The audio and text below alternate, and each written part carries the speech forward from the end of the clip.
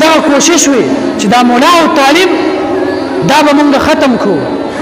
څو ورځې مخکې تاسو وکتل د باجوړ په دغه علاقه کې علما کرام اگر که سیاسي وو خو عالم خو کنه، اگر که لاک درجه ستا ورسره اختلافات وي خو مولا خو کنه، په دغه زړه کې د قال الله او د قال الرسول دغه الفاظ خو موجود کنه. هغه خلکو باندې دماکه وشوله، اتیا علما کرام او دغه طلبه کرام دا شهیدان شوله محترمو. او بیا زمونږ څومره لوی لوی علما کرام خلکو شهیدان کړله. شیخ سمیع الله ققانی رحمه الله خلکو هغه په دغه خنجر باندې ووهله، بدن ټوکړې ټوکړې شوله. دغه پیښور کې شیخ حسن جان شهید رحمه الله چې څومره لوی بزرګ انسانو، دغه مشران به پیژني چې هغه درس ته ناستو ظالمانو په ګولو باندې وویشتله او هغه شهید کړله. دغه شان شیخ رحم الله حقانی رحمه الله هغه باندې حمله وشوله، هغه شهید شوله.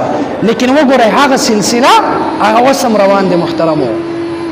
د هندوستان په سرزمین کې دغه علما کرام نه دي اکابرین علما دیوبند، دغه انګریزانو به دغه اکابرین راونی ولا او هغه د سور نه د خنزیر د دې په سرمن کې به داسې بند کړله او بیا دغه اکابرین به اور ته وغورځوله، هغوی به اور کې سوځېدله. لیکن هغې د اسلام په نوم باندې چېرته هم بزدلي ونه کړله.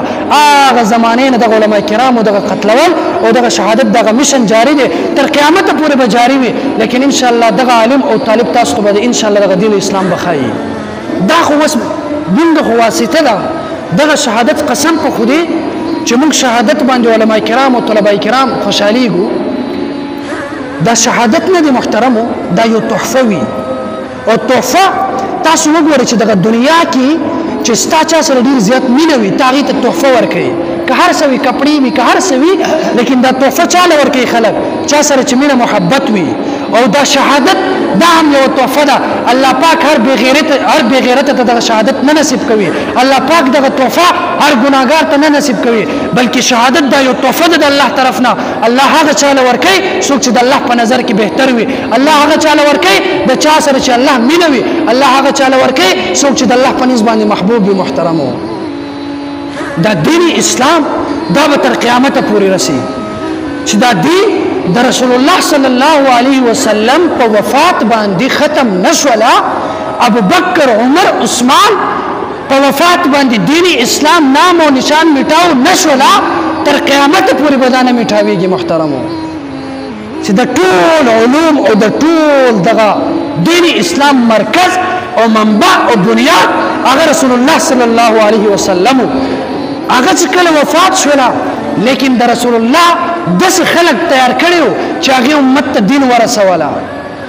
چې ابوبکر عمر او عثمان غوندې کې خلک، علي غوندې کې خلک هغه لاړل دنیا نه چې په هغې په تلو باندې دغه دین اسلام دا قرآن ختم نشو.